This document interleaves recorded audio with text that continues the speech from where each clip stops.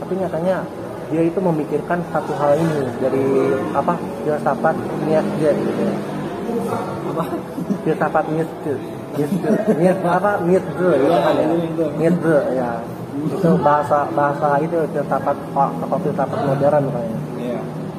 Nietzsche yang artinya itu bagaimana cara kita hidup adalah mengapa cara jika seseorang bisa mengetahui bagaimana caranya dia hidup, maka dia akan menemukan alasan mengapa dia hidup gitu ya. Akhirnya dia menemukan solusi gitu kan, dia bertahan di dalam suatu mental yang sangat terbangun dan dia gitu kan.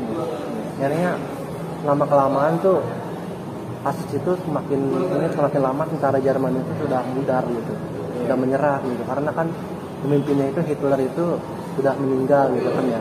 Jadi Jerman itu tidak menguasai dunia lagi ya kan, pada awalnya itu memang dia pada saat itu dia menguasai dunia, ternyata sudah dibubarkan, akhirnya dia itu terbebas, cuman karena masa lalunya itu terlalu dalam gitu kan ya, perjalanan hidup buruknya gitu kan.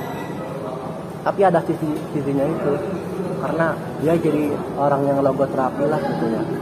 Kayak apa namanya, kita memberikan masukan-masukan yang memang ada kalanya sifat-sifat orang Jerman itu diibaratkan nama dia tuh ya seperti babi lah gitu ya.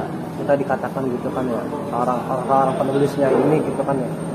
Kalau bisa baca, kalian bisa baca di bukunya itu, judulnya itu The Man's Search for Meaning. Itu self improvement, pengarangnya itu Viktor L.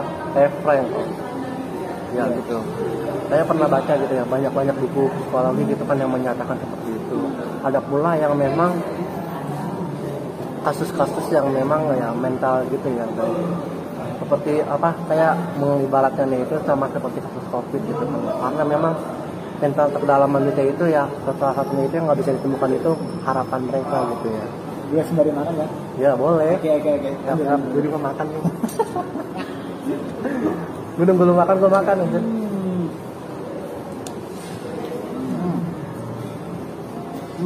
Lanjut.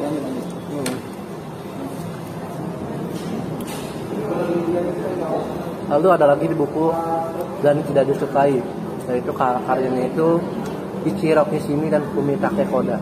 Jepang banget. Cuman itu buku self improvement sih, yang terjadi di kasus-kasus yang memang anak-anak mudanya yang memang sulit diatasi gitu kan ya. Cuman dia tuh datang ke seorang filsuf gitu kan ya. Dia itu menantang filsuf, akhirnya dia lama-kelamaan mengikuti filsuf itu gitu. Karena memang segala sesuatu itu terjadi karena pertentangan gitu kan ya. Pertentangan zaman yang dimana tuh ketika kita kasus COVID ini masuk ke Indonesia gitu kan ya, banyak orang yang menentang gitu kan, karena memang mereka sudah menjalani kehidupan sehari-hari yang normal, yang bahagia gitu kan ya. Karena memang pertentangan ya kan. Jadi yang nyatanya kita hidup sebagai pengusaha gitu kan ya, profit gajinya standar gitu kan ya. Jadi sekarang tidak ada patokannya itu seperti turun ya kan. Gitu. Jadi sekarang banyak kali pertentangan gitu. Katanya akhirnya di sini banyak orang-orang yang memang mempunyai solusi, tapi secara teoritis saja gitu, belum ada penerapannya sama sekali gitu. Jadi mereka tuh hanya ngasih masukan gitu kan ya, buat supaya gini-gini, cuman nyatanya tidak sesuai dengan 100% gitu. Yang artinya itu ya kayak contohnya kayak gini nih ya kan, kita sudah memulihkan ekonomi ya kan, karena memang kan sudah 2 tahun COVID ini kan. Nah, sampai sekarang tuh masih bertahap perlahan-perlahan, tapi masih ada orang yang protes gitu kan ya, karena korupsi dan lain sebagainya gitu kan. Jadi itu hanya bagiannya kurang-kurang. Gimana tuh?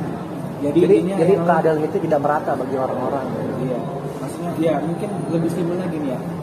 Yang lu maksud itu kayak di Indonesia ini orang-orang itu nggak setuju dengan adanya COVID gitu kan ya. Maksudnya ada yang nggak percaya sama sekali, ada yang bilang itu konspirasi, ada yang bilang itu benar-benar ada gitu ya. Nah, ditimbangin sama dengan adanya COVID ini, orang-orang Indonesia itu pendapatannya itu banyak yang berkurang ataupun hilang gitu terjadi deh gara-gara COVID ini kan. Nah ini sampai orang-orang penyebabnya orang-orang menentang COVID ini.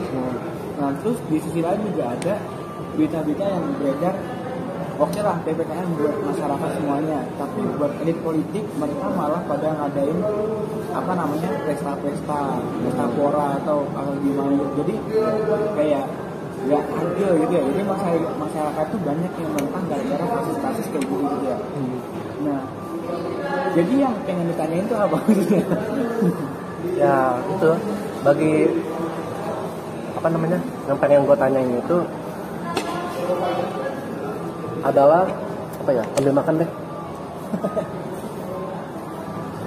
Nah, Nih yang gue tanyain tuh ini, sebenarnya COVID itu sudah ada penyelesaiannya, cuman pemerintah itu hanya menunda-nunda gitu. ya. Jadi tuh dari ini, jadi masyarakatnya juga harus tertib gitu. Ya. Pemerintah tuh mengharapkan seperti itu, nyatanya banyak kasus-kasus yang jelek juga di atas juga gitu kan. Jadi masyarakatnya itu tidak teratur, kerja tertib, karena kenapa? Atasan aja tidak tertib. Nah, gitu. iya itu dia. Nah, Dimana kita tidak mau tertib, tapi atasannya itu tidak tertib ya kan. Jadi maksudnya itu biar maksudnya itu biar corona itu di Indonesia ini, terutama di Indonesia lah, biar cepet-cepet hilang gitu maksudnya. Iya. Dengan adanya fenomena-fenomena yang bikin corona itu bakal hilang-hilang gitu ya. Iya. Ya. Ya mungkin ya itu sih dari atasan juga kan seharusnya dia introspeksi diri. Mereka itu menetapkan aturan yang bahwasanya misalkan PPKM orang-orang nggak boleh keluar atau maksudnya orang-orang tertentu aja yang boleh keluar. Tapi dia sendiri malah ngadain pesta pora gitu. Ya makanya masyarakat Jawa itu ya pengen nggak suka lah maksudnya. Masa iya sih mereka nyuruh kayak gitu tapi dia malah nggak ngelakuin gitu ya. Seharusnya introspeksi diri dari atasan itu seharusnya juga dia menerapkan PPKM juga gitu. Terus mengenai kalau misalkan mau ngadain PPKM lagi atau misalkan ya memperkerjakan orang di rumah gitu atau enggak menghilangkan kerjaan orang gitu, itu seharusnya ya berani berkata, ya berani bertanggung jawab. Atasan berani berkata kamu di rumah aja atau kamu nggak usah kerja, ya kamu itu harus seharusnya bawahan itu harus dikasih nafkah ya, minimal ya setara dengan gajinya. Itu mau nggak mau kalau misalkan benar-benar ingin benar-benar ya corona itu hilang, terus peraturan dijalankan gitu. Nah, sedangkan kan orang kan butuh, atasan ngomong orang disuruh di rumah aja, tapi yang di rumah aja nggak punya makanan, ya terus mau gimana coba? Ya mau nggak mau harus keluar dong. Jadi harus setara sih, seimbang semuanya gitu. Mau ngadain peraturan lagi suruh di rumah, ya harus dibiayain semua orang-orang di rumah. Tapi kalau enggak ya setidaknya ya sesuai protokol aja sih. Itu paling simpelnya sih gitu sih. Ya, menurut gue ya. Ya. Jadi memang kita paling menganalisa dari berita-berita yang ada ya sampai saat ini ya kan. Banyak kan seperti itu gitu kan. Jadi kita membicarakan tentang COVID ini jadi dari berita-berita yang telah udah diiniin, baik berita yang benar maupun yang memang kenyataannya itu dibuka gitu kan ya.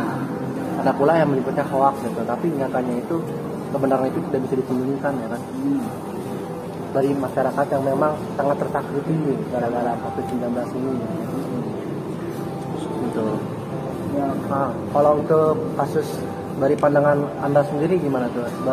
Mulai dari yang terkecil aja lah, seperti kasus dalam keluarga, gitu.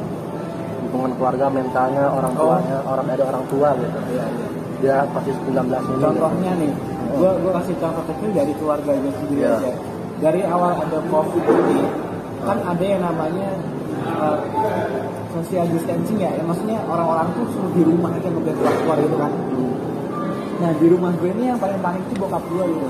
Mungkin dia panik itu gara-gara takut pekerjaannya hilang, sedangkan yang lain-lain itu masih butuh, anak-anaknya masih terus dibiayain atau segala macam.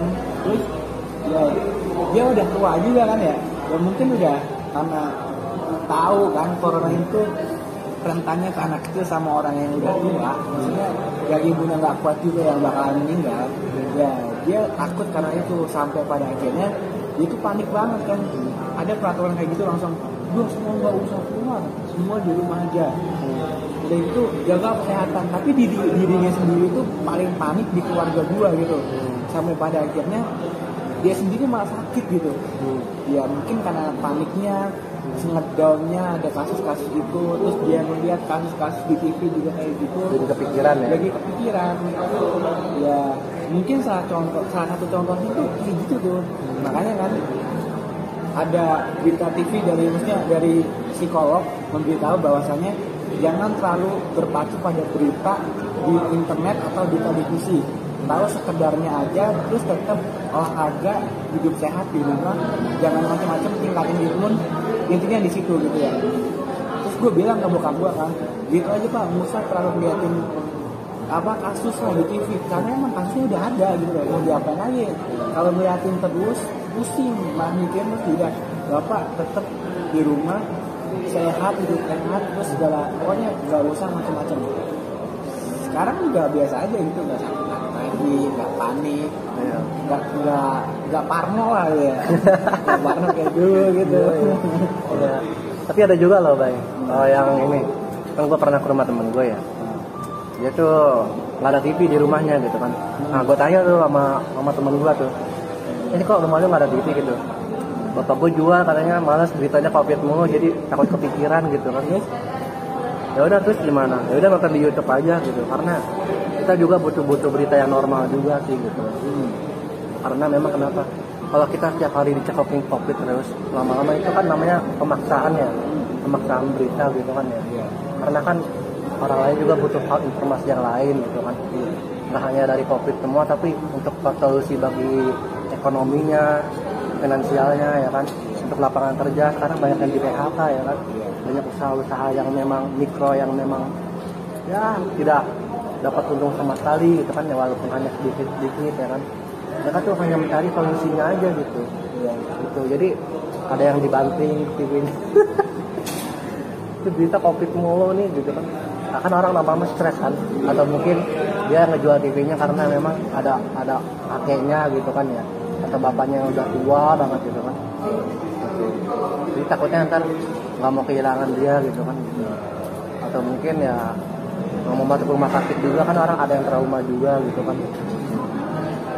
Ya intinya sih ya, kalau misalkan ngomongin solusi, ya tadi balik lagi, kalau atasan memerintahkan masyarakat untuk hidup di rumah, tinggal di rumah, dan mungkin pekerjaan dari orang-orang di rumah kan itu bakal hilang, ya pemerintah bisa tanggung.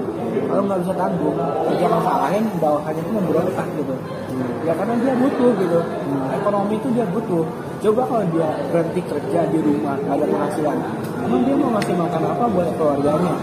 Gak mungkin kan ngasih makan daun, ngasih makan meja disuruh makan gitu aja nggak mungkin. Nah, makanya dia harus seimbang lah, kalau tetapin peraturan dia harus diurusin, yang diatur tuh kayak gimana ya. Sama kalau bisa sih berita corona itu jangan terlalu dipikirin lah. Misalnya buat orang-orang yang mungkin yang lihat ini bisa disampaikan ke orang tuanya atau orang-orang yang panik kalau ada kasus COVID, kasih tahu aja, nggak usah terlalu panik nih kayak gini. COVID itu udah ada. Nah mungkin kan Rahman kan juga agama nih. COVID datang itu sudah ditentukan, sudah ditakdirkan sama Allah kan. Jadi kita nggak perlu menyesali takdir yang sudah ada gitu ya. Kita cari solusi aja. Ini kan COVID berbahaya. Terus ada cara buat menanganinya, ya caranya itu kita ambil aja gitu. Mungkin dengan berjalannya waktu, COVID ini mungkin jadi biasa aja sih menurut gue sih.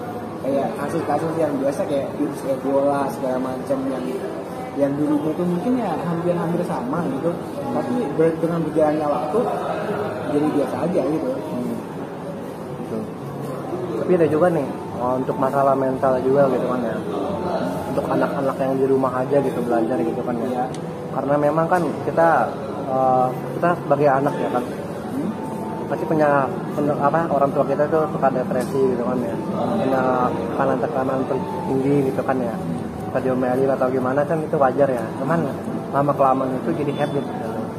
Karena yang nyatanya ini kan sekarang nih, contohnya itu saya pernah dengar tadi di berita gitu ya, sekarang kan kita sekolah ini kan sudah mulai tatap offline ya, sekolah dasar, SD, SMP ya kan, SMA sudah mulai tatap muka. Nah, untuk yang anak SD-nya ini nih, yang saya prihatin banget gitu ya, yang anak kelas 6 gini. Mereka tuh ketika offline, online itu mereka nggak ngerti apa-apa gitu kan. Sedangkan di rumahnya aja gitu kan, orang tuanya itu suka marah-marahin mereka ya kan.